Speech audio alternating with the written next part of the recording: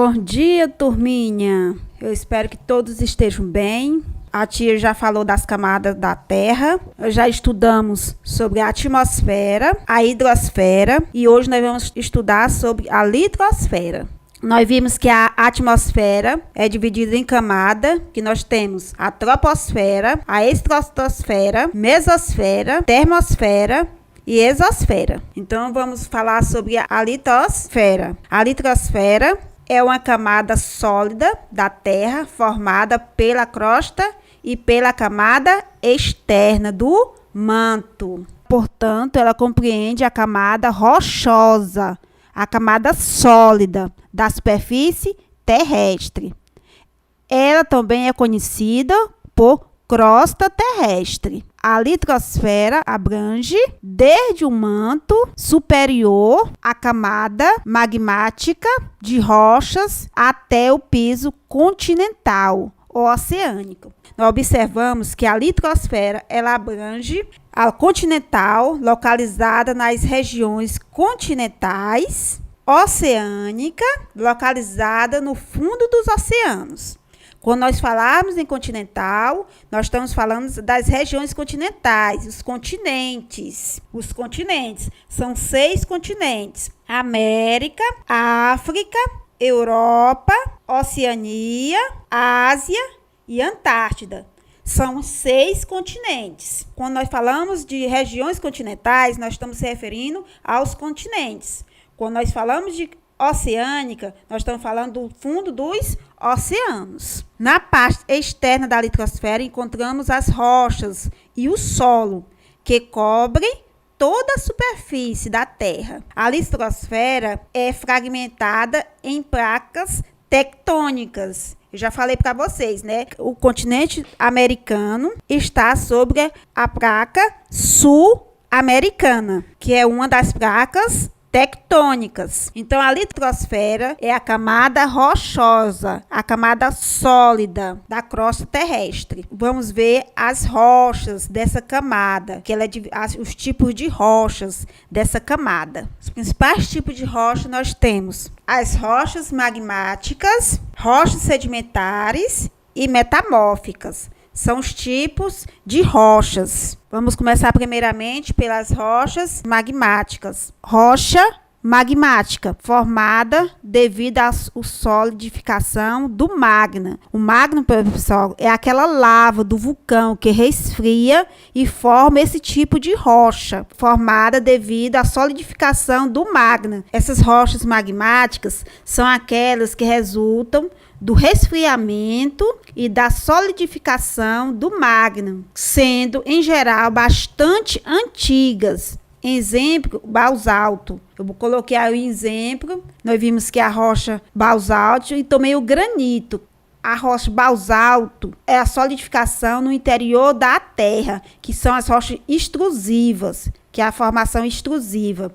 E extrusiva, solidificação na superfície da Terra, que é o granito, essa formação dessas rochas. 2 tipos de rochas que eu coloquei, o basalto e o granito. E elas sofrem o resfriamento e a solidificação do magma, que o magma é essa formação aí que sai das lavas do vulcão. Há um resfriamento dessa lava e formando rochas. Rochas sedimentares, este tipo de rocha tem sua formação a partir do acúmulo de resíduos de outros tipos de rochas. São exemplos de rochas sedimentares a areia, a argila, o salgema, o calcário. Esses são os tipos de rochas sedimentares. Cobre cerca de 75% da superfície terrestre e 90% dos leitos marinhos e corresponde a 5% do volume da Terra. As rochas sedimentares são importantes fontes de material. Nós podemos usar areia para construção de casa,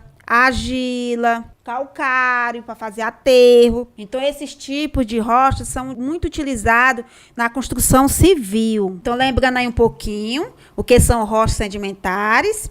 São formadas por partículas ou sedimentos que se desprende de outras rochas. Os sedimentos também podem ser produto de restos de elementos orgânicos, como o calcário, que eu havia falado para vocês, né? O calcário pode ter se transformado vindo de elementos orgânicos. Nós temos a rocha metamórficas, se formam devido à transformação de outras rochas. Os minérios das rochas magmáticas ou sedimentares, sob pressão e alta temperatura, dão origem às rochas metamórficas. Então, nós vimos que a rocha magmática são formadas de magmas, que é aquela lava do vulcão. E as rochas sedimentares são transformadas também de elementos orgânicos. Vão dar origem, com a forte pressão e alta temperatura, elas vão dar origem às rochas metamórficas. Elas vão sofrer uma metamorfose. Então, as rochas metamórficas são as rochas formadas pela transformação de outras rochas. O mármore é um exemplo de rochas metamórficas. O mármore geralmente são vindo de rochas magmáticas, que houve uma grande pressão e temperatura, se formou em mármore. Então, tem um quadrozinho aí mostrando para vocês os 3 tipos de rochas magmáticas, as rochas metamórficas, as rochas sedimentares. Nós temos também as camadas do solo. Eu mostrei aí para vocês, no livro de vocês tem 4 camadas de solo, mas no slide eu acrescentei mais uma camada. Então, nós temos horizonte O, camada orgânica superficial. Horizonte A, formada de fragmentos de rochas, matéria orgânica e humus. Horizonte B, camada mineral pobre, matéria orgânica rica em composto de ferro e minerais resistentes, como o quartzo. Horizonte C, camada mineral pouco ou parcialmente alterada. E o horizonte R, rochas matriz, são alteradas que deu origem ao solo. São esses tipos de solos que nós temos. E tem outros tipos de solos mais profundos. Só que nós vimos horizonte O, horizonte A, horizonte B e horizonte C. Abaixo dessas camadas está localizada as rochas matriz, cuja degradação é resultante pela origem do solo, que é o horizonte R, que no livro de vocês não tem, mas eu acrescentei. O horizonte R, que é a origem do solo. Olá, bem-vindos ao quadro. Vamos continuar discutindo sobre os fatores que afetam a evolução dos ecossistemas.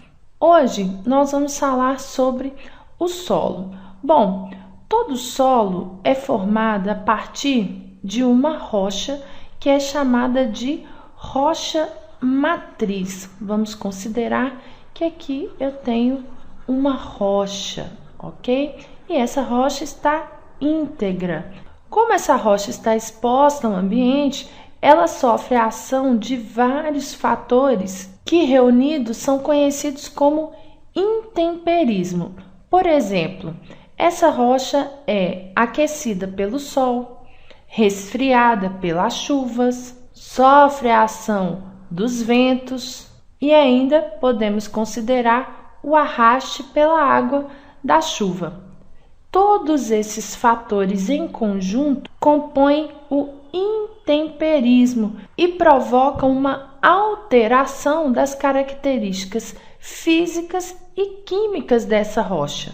E, devido à ação do ambiente desses fatores, essa rocha começa a se partir em fragmentos, sendo que inicialmente serão fragmentos maiores, e os pequenos fragmentos serão arrastados pela água da chuva e logo acima, então, da rocha matriz, nós teremos uma rocha decomposta em grandes partículas no chamado horizonte C, sendo que a rocha matriz, que é o primeiro horizonte, é o horizonte D.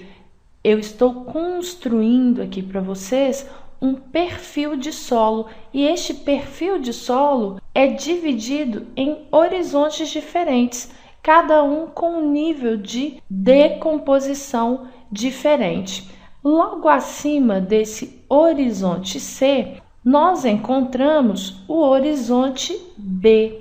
Esse horizonte B já apresenta a rocha decomposta em partículas ainda mais finas. E aqui já podemos até considerar também alguns grãos. Esse terceiro horizonte, que é o horizonte B, está mais próximo da superfície do solo e por isso as ações do intemperismo são maiores que nos dois horizontes anteriores.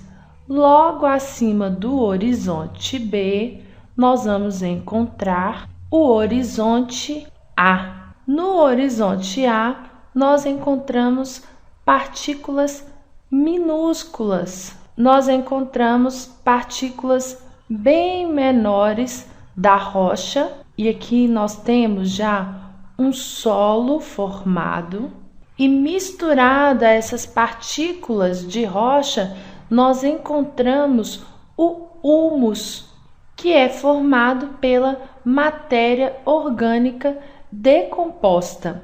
E o último horizonte que compõe o solo é chamado de horizonte O, e nesse horizonte O nós encontramos as menores partículas do solo.